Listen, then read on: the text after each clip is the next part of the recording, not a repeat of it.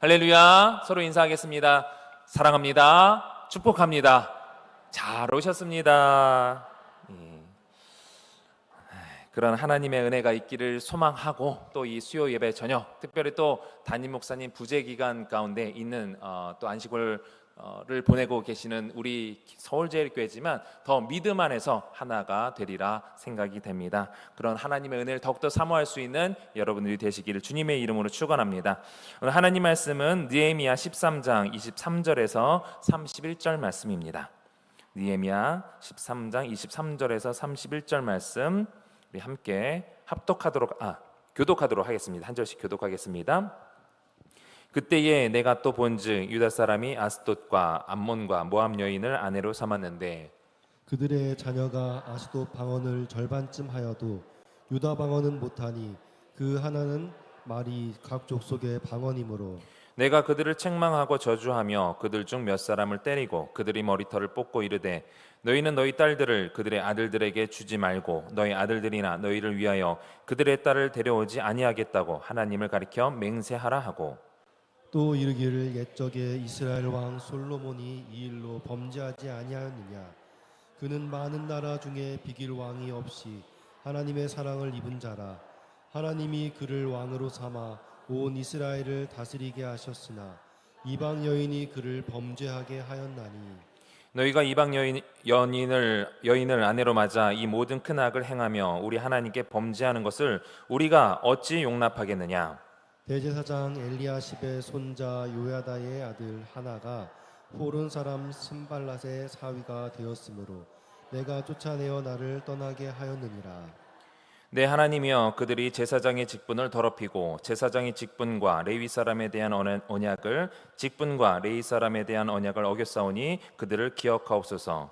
내가 이와 같이 그들에게 이방 사람을 떠나게 하여 그들을 깨끗하게 하고 또 제사장과 레위 사람의 반열을 세워 각각 자기의 일을 맡게 하고 합독합니다. 또 정한 기한에 나무와 처음 익은 것을 드리게 하였사오니 내 하나님이여 나를 기억하사 복을 주옵소서. 아멘. 오늘 말씀 본문을 가지고 초심을 지키자라는 제목으로 말씀 나누도록 하겠습니다. 저는 고등학교 때 이과를 나왔습니다. 공대를 나왔고요. 그렇기 때문에 사회, 국사, 한국사 별로 좋아하지 않습니다. 그럼에도 불구하고 이 성경은 어떻게든지 또 이 이스라엘 역사를 알고 또 해야 되기 때문에 그 계기로 또 이제 한국사 또 세계사에 많은 관심을 갖게 되었던 것 같아요. 그래서 TV에서 이런 역사를 다루는 프로그램을 보게 되면 좀 흥미롭게 지켜보는 편입니다. 그래서 이제 예전에 TV 프로그램에서 한국사를 강의하는 이 강사가 나와서 한국의 역사를 아주 이게 재밌게 풀어서 강의하는 것을 이제 본 적이 있습니다. 그 프로그램에서는 이 한국사 중에서 이제 초심이라는 주제를 가지고 역사의 인물을 통해서 이 초심이 얼마나 중요한지 그거에 대해서 말하고 있었는데요. 전체적인 맥락에서 그 강사가 하는 말이 이겁니다. 초심을 지킨 자는 나라를 세우고 초심을 잃은 자는 나라를 망하게 한다. 예로서 이제 통일신라 말기에 귀족들의 향락과 타락으로 인해서 밀란이 일어나고 그래서 이제 왕건에 의해서 고려가 이제 건국되었습니다. 이때 고려의 초심이 자주, 애민, 관용이었다라고 합니다. 그래서 초기 고려의 이제 초기 왕들은 이러한 마음으로 나라를 이제 잘 다스렸었는데 고려 말기에 들어서면서 권문세조 이제 친원파가 정권을 쥐게 되면서 백성들에게 많은 세금을 자기의 이제 이득을 차지하기 위해서 많은 세금을 걷다 보니까 초심을 잃은 거죠. 그렇게 이에 대항하여서 새로운 세상을 만들겠다라는 신진사대부가 나타났고 결국 정도전과 이성계를 중심으로 민본을 초심으로 한 이 조선이 건국되었다. 여기까지 이 역사에 관심이 많으신 분은 그렇지 뭐 이렇게 생각하시겠지만 역사에 관심이 없는 분은 저 도대체 무슨 소리야 하시는 분들도 있을 겁니다. 그래서 이런 민본 중심의 사상에서 등장한 인물이 우리가 잘 아는 세종대왕이죠. 그리고 세종대왕이 백성들을 사랑하는 마음으로 아끼는 마음으로 만들게 된 것이 무엇입니까? 한글이죠. 그런데 이러한 조선이 망하게 된 중심에는 역시 건국 이념의 초심인 이타심을 잃고 다른 사람을 향한 그런 마음들을 잃고 이기심으로 뭉친 이완용이라는 사람이 있었다라는 것이 그 강사의 이제 주장이었습니다. 이렇게 초심을 지킨 자에 의해서 나라가 이제 세워지고 초심을 잃은 자를 통해서 나라가 이제 망하게 된다라는 것을 이제 여러 인물을 통해서 계속해서 이제 보여주었는데요. 오늘 이 느헤미야 마지막 부분입니다. 느헤미야 마지막 부분. 이 느헤미야라고 한다면은 이 이스라엘 백성들 그리고 포로로 잡혀갔던 사람들을 돌이키고 또 그 예루살렘에 살던 사람들의 마음들을 그리고 신앙을 개혁시킨 인물로 우리가 잘 알고 있죠. 그래서 이 계속해서 느헤미야가 노력했던 너희들 이 신앙, 하나님을 향한 그 신앙, 그 초심을 가져야 된다. 이런 부분에서 얼마나 느헤미야가 애를 썼는지 모릅니다. 그리고 그것을 다 계속해서 지켜간다는 것이 얼마나 어려운가라는 것을 우리가 생각해 보게 되는데요. 느헤미야는 이 12년 동안 이스라엘 총독으로 이스라엘을 잘 다스렸죠. 그래서 초창기에 이 성벽을 무너졌던 성벽을 다시 중수하고 또 그들의 믿음을 신앙을 또 여러 가지 무너졌던 제도를 다 온전히 회복시켰습니다. 그런데 그 12년의 사역을 마치고 잠깐 바벨론에 다녀오는 사이에 성전 예배가 무너집니다.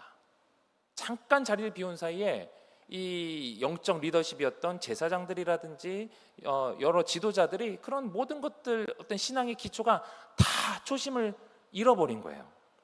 그래서 성전 예배 무너지고 안식일 거룩하게 지키지 않고 성전 예배를 섬길 레위인들의 어떤 생계에 대한 관심이 없다 보니까 그나마 느헤미야에 의해서 세워진 이들의 신앙 정체성이 다 무너진 겁니다.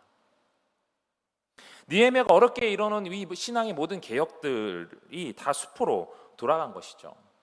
그래서 바벨론에 갔던 이 느헤미야가 다시 예루살렘으로 이스라엘로 돌아왔을 때에 첫 번째로 적대 세력을 축출해내면서 이 성전을 정화시키죠. 성전 한 켠을 차지하고 있었던 대적 중에 한 사람이 도비아가 이제 방을 차지하고 있었죠. 그 왔다 갔다 하면서 그냥 거주하는 방으로 한 켠을 차지하고 있었는데 그 도비아의 어떤 살림살이 다 치우고 다시 그 방을 정결하게 해서 원래의 위치를 회복시킵니다. 두 번째로 이 성전을 정상화시킵니다. 이 도비아가 이 성전 한 곳을 차지하고 있었다라는 것은 그곳에 있어야 할 곧 하나님께 드려야 할 여러 가지 성물들, 하나님을 섬기기 위해 존재할 모든 것들, 그리고 하나님을 섬기는 이 레위인들에게 주어져야 할 어떤 곡식들, 그런 것들이 채워져야 하는데 다른 용도로 세워졌었다라는 것이잖아요. 그렇기 때문에 성전이 성전으로서의 제 기능을 하지 못했다는 것인데 느헤미야는 유다 백성들이 다시 이 11조와 헌물들을 내게 하면서 레위인들을 다시 원상복구시키고 그들로 하여금 성전을 온전히 섬길 수 있도록 합니다. 세 번째로 안식일을 거룩하게 지키도록 다시 개혁을 했습니다. 안식일에 이방인이 예루살렘 성읍에서 장사를 할 때에 유다 백성들 역시 그 물건을 안 사면 되는데 사는 사람이 있으니까 외국 그 장사치들도 이 예루살렘 성전에 안식일에 와서 많이 사람들이 왕래하는 그곳에 와서 물건을 파는 것 아니었겠습니까? 그래서 이렇게 장사를 목적으로 하는 사람들이 안식일에 성전에 들어오지 못하도록 지시해서 이 안식일을 거룩하게 지키도록 했습니다. 이것이 이 오늘 본문의 앞에 있었던 내용까지 이 느헤미야가 개혁했던 내용들인데요.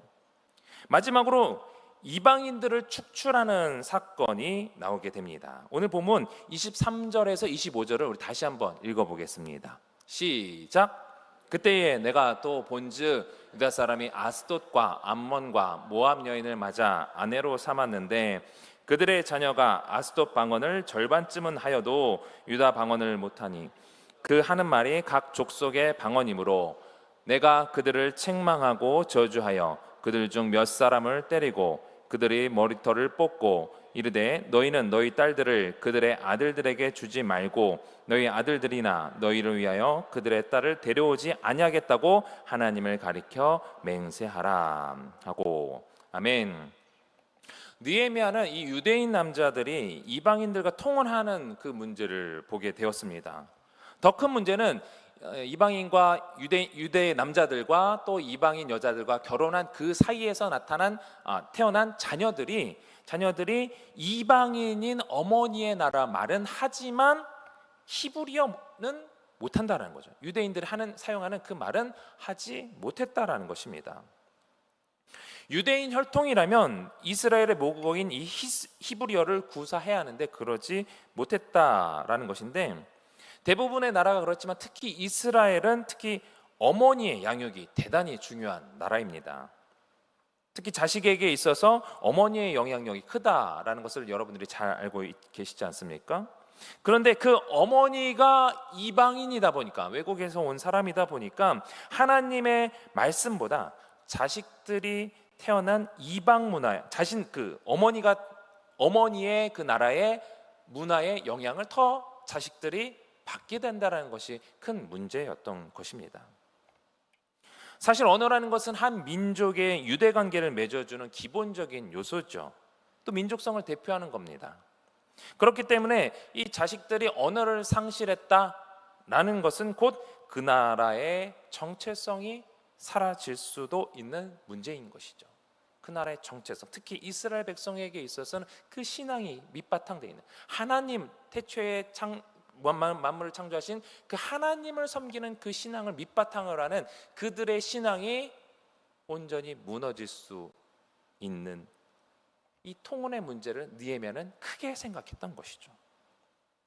그래서 아시다시피 일본이 우리나라를 식민 통치할 때도 가장 먼저 우리나라 언어를 사용하지 못하고 일어를 사용하게 했던 것을 우리가 잘 알고 있지 않습니까? 그런데 그들의 언어를 잃어버렸다라는 것은 곧 하나님의 말씀을 잃어버렸다는 것과 마찬가지입니다.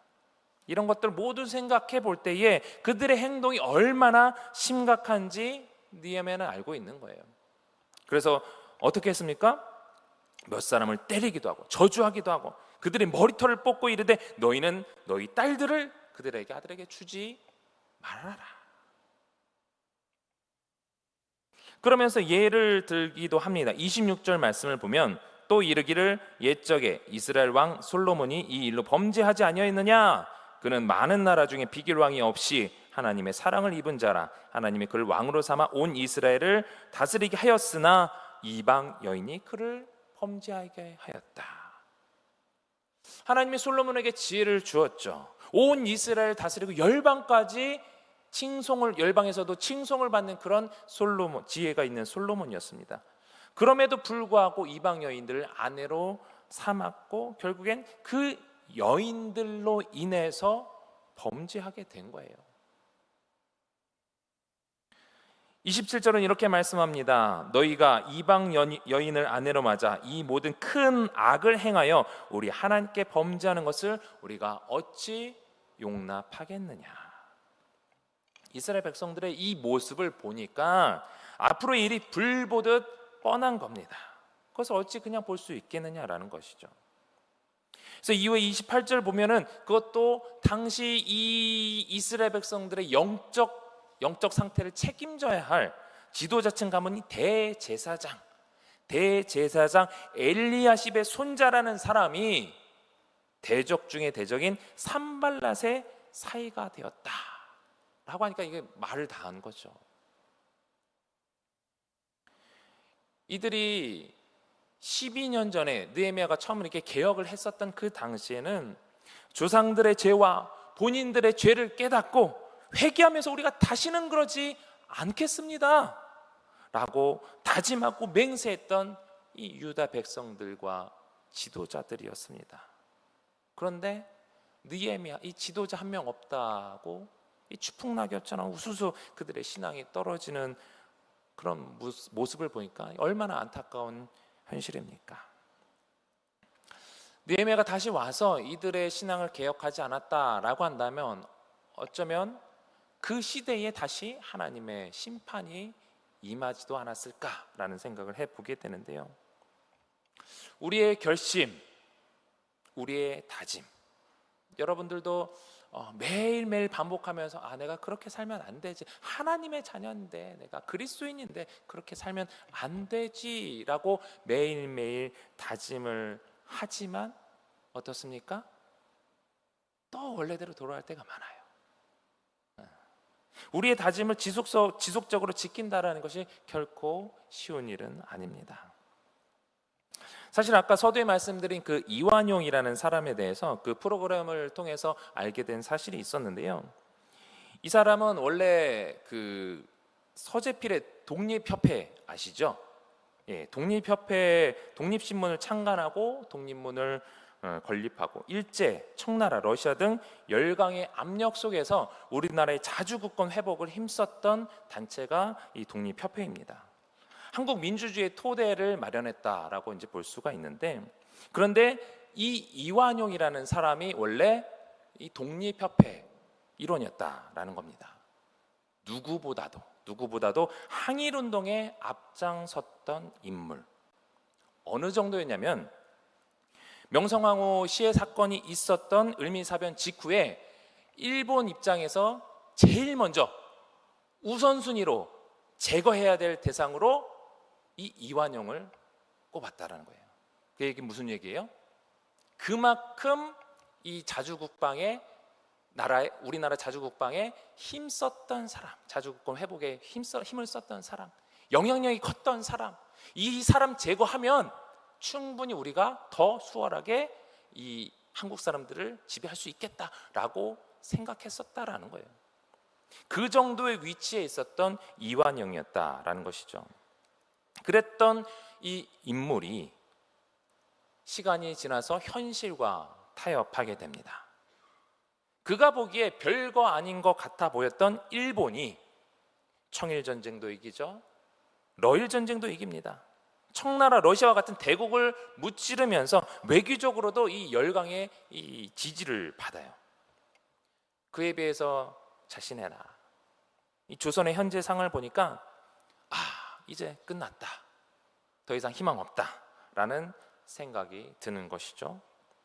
그래서 조선의 건국이념이었던 민본, 모두를 사랑하는 마음, 백성을 사랑하는 마음, 곧 이타심에서 시작되었던 이 조선이라는 나라가 그 조선의 초심이 이완용이라는 사람을 통해서 이타심보다는 이기심으로 똘똘 남은 채 자신밖에 모르는 상태가 되었던 것이죠.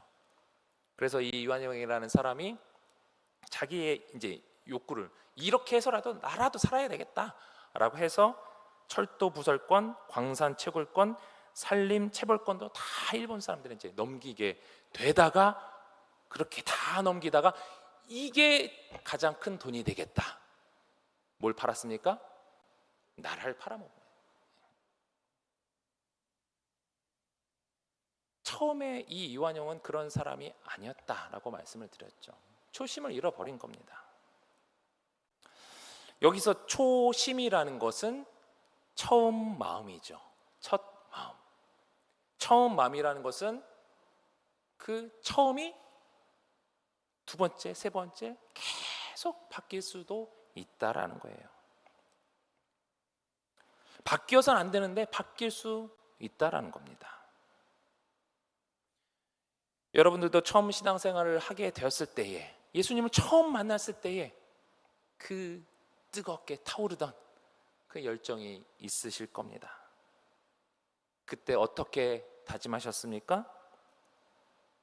죽을 수밖에 없었던 나를 살리신 예수님, 그 주님의 은혜를 생각하면 내가 이제는 기도도 열심히 하고 말씀도 열심히 보고 나보다 남을 위해서 더 많이 섬겨야 되겠다. 이 사랑을 많은 사람들에게 전하며 내가 받은 사랑, 한없는 주님의 사랑, 내 안에 머무르는 것이 아니라 흘려보내고 더 전해야 되겠다. 그렇게 다짐하시지 않으셨습니까? 그때 그렇게 다짐하셨던 사람이 현재 여기 있습니까? 여러분 가운데 있는 그 분이 그때 동일한 사람일까요? 네. 동일합니다. 그때랑 저나 지금이랑 동일합니다 하시는 분들은 정말 감사한 일이죠. 은혜 충만. 예전에 얼마 전까지만 해도 이랬는데 이제는 내가 다시 초심에 대한 그 열의가 생겨서 이제는 내가 그 초심을 가지고 살아가고 있습니다 라고 고백할 수 있다면 정말 감사한 일인 겁니다. 근데 우리의 초심은요 계속 바뀝니다. 여러분의 초심을 바꾸는 것들이 어떤 것들이 있습니까? 주위의 환경이죠. 돈의 문제죠. 자녀의 문제죠. 어떤 명예, 또 어떤 나도 모르게 나오는 그 이기심, 그런 것들로 인해서 우리는 그 초심을 타협하게 됩니다. 보통 부흥회나 집회에 가면 첫사랑을 회복하자, 초대교회로 돌아가자 하면서 우리 신앙의 초심에 대해서 말합니다. 그래서 다시 초심을 생각하며 다짐을 하게 되는데 중요한 것은 그 초심을 얼마나 오랫도록 지속시키느냐. 세상에는 우리의 초심을 흔드는 것들이 너무나 많이 있습니다. 흔들리지 않을 수 없어요. 그러나 신실한 성도는 그러한 유혹을 얼마나 빨리 물리치는지, 잠깐 오는 것 같은데 머물 것 같은데 빨리 쳐내버릴 수 있는 그것이 신실한 성도죠. 그 유혹이 들어와서 내가 흔들리는 상황 속에서도 다시 떨쳐낼 수 있는 사람이 신실한 성도입니다. 이러면 안 되지, 주님 도와주세요, 나 혼자 이것을 이길 수 없습니다, 도와주세요, 떨쳐버릴 수 있고 빠른 시일로 회복할 수 있는 사람이 신실한 성도입니다. 이 세상에 아무도 그 초심을 가지고 쭉 갈 수 있는 사람 없어요. 많지 않을 거예요. 우리의 신앙, 여러분들의 초심 다시 한번 돌이켜봤으면 좋겠습니다. 사실 이렇게 느헤미야가 개혁을 하면서 백성들이 하나님 말씀 중심으로 살도록, 말씀을 실천하며 살도록 했지만 세월이 지나서 유다 백성들은 다시 그 초심을 잃어버렸습니다. 하나님을 사랑하고 이웃을 사랑하며 섬겨야 하는 그 초심은 사라진 채 느헤미야가 계속 개혁하면서 이렇게 해야 된다, 저렇게 해야 된다, 하나님께서 우리에게 준 율법이 있지 않느냐, 이 율법을 지키자 하면서 외쳤던 그 개혁들이 그 지켜야 한다는 그 껍데기만 남은 채 하나님을, 이 율법에 담긴 하나님의 사랑을 가지고 이 율법을 지켜야 되는데 그 껍데기만 남은 채 그 초심들은, 그 중심 사상은 다 사라져 버렸습니다. 그렇게 껍데기만 남은 것이 신약 시대의 바리새인이죠. 이제 최종적으로 예수님께서 개혁을 하셨습니다. 그리고 우리에게는 예수님께서 개혁하신 그 은혜가 있습니다. 십자가의 은혜로 거듭난 역사가 우리에게 있는 거예요. 우리의 초심은 십자가입니다. 나를 구원하신 그 십자가, 나를 위해 피를 흘리신 그 십자가, 그 십자가에 달려 돌아가신 예수님의 죽음이 바로 나의 죽음이라는 것을 날마다 묵상하며 초심을 회복해야 될 줄 믿습니다. 우리는 계속해서 내가 살아요, 뭔가 하면 내가 어떻게 했는데 라고 나서는 것이 우리의 모습입니다. 물론 우리가 했죠. 여러분들이 하셨기 때문에 봉사의 자리에 그 자리가 있는 것이고, 때로는 그 사람이 빠졌을 때 그 난자리가 티가 나는 것이고, 그래서 거봐, 내가 없으면 안 된다니까 할 수 있습니다. 그러나 하나님께서 이 모든 것들을 다 주관해 가신 줄 믿습니다. 어느 빈자리 있다 할지라도 길게 보면 하나님께서 그 자리 채우시고, 그 자리 없다 할지라도 또 다른 하나님의 역사하심을 우리는 바라보게 될 겁니다. 그렇기 때문에 우리의 초심, 늘 나는 죽고 예수로 살아갈 수 있는 여러분들이 되시길 바랍니다. 우리 중심을 돌아봤을 때에 여전히 내가 살아있나? 죽어야 돼요. 나는 죽고 예수님이 내 안에 살아 계셔야 됩니다. 껍데기만 남은 십자가가 아니라, 형식만 남은 예배 형식이 아니라 앵무새처럼 외치는 우리의 기도와 우리의 찬양 소리가 아니라 여러분 찬양 예배 시작 전에 찬양하잖아요. 예. 시작할 때 저거 내가 아는 찬양이야 입만 뻥긋뻥긋 할 때가 얼마나 많이 있습니까? 저도 그래요. 하다 보면 찬양하다 보면 내가 아는 찬양이지 입만 뻥긋뻥긋 하는데 머리는 딴 생각하고 있고 머리는 아무 생각을 하지 않고 저 싱어 잘 부르네 못 부르네 가사 틀렸네 뭐 박자 놓쳤네. 가사 틀려도요 노래 못 불러도요 여러분들 그 가사 가운데 역사하시는 하나님의 은혜 가운데 머물러야 됩니다.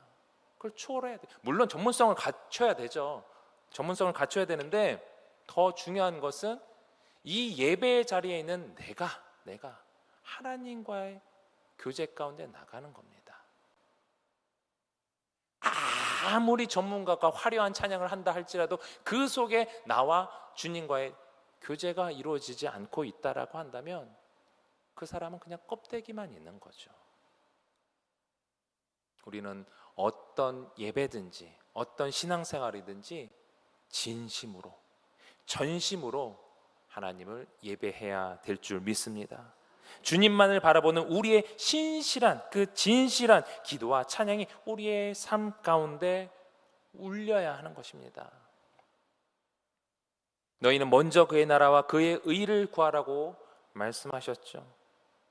신앙의 이 초심을 지킨 자, 그 십자가의 초심을 지킨 자가 하나님 나라가 그에게 있게 되는 것이고, 신앙의 초심을 잃은 자는 그 하나님 나라를 버리게 되어 있습니다.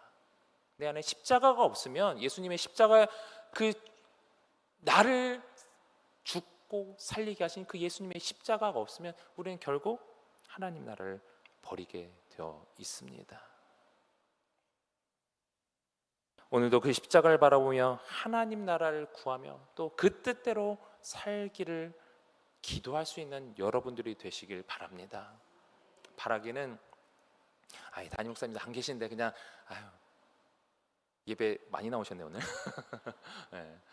안 보니까 빠져야지 이런 생각이 아니라 더 나오시고 더 은혜 받으시고 오셔서 또 담임 목사님 위해서 기도하시고 우리 교회를 위해서 기도하시고 담임 목사님 돌아오셨을 때 더 큰 부흥의 역사가 나타날 수 있기를 우리가 합심해서 더 열심히 기도할 수 있는 여러분들이 되시길 바랍니다. 그렇게 우리의 초심을 다시 한번 되잡으면서 주님 앞에 한 걸음 한 걸음 더 가까이 나갔을 때에 또 하나님께서 기뻐하시는 우리 성도들, 하나님께서 기뻐하시는 우리 서울제일교회가 될 수 있기를 주님의 이름으로 축원합니다. 우리 주신 말씀 기억하면서 함께 기도하실 때에 예수님을 처음 만났을 때를 생각해 보셨으면 좋겠습니다. 그때 내가 주님께 어떤 다짐을 했었는지 그 초심을 생각하며 또 우리의 초심을 무너뜨리는 모든 소리와 환경을 초월해서 다시 주님과의 첫사랑을 회복하는 이 시간 되게 해달라고, 주님의 십자가 보혈을 생각하며 나의 삶을, 나의 시간을, 나의 재정을 온전히 주님께 구별할 수 있게 해달라고 기도하시고, 우리 다음 세의 부흥을 위해서 또 교회의 부흥을 위해서 또 둔촌동 시대가 활짝 열릴 수 있도록 또 담임 목사님 안식을 위해서 또 각자의 기도 제목을 놓고 우리 주님 세 번 간절히 부르고 동성으로 기도하겠습니다. 주여 주여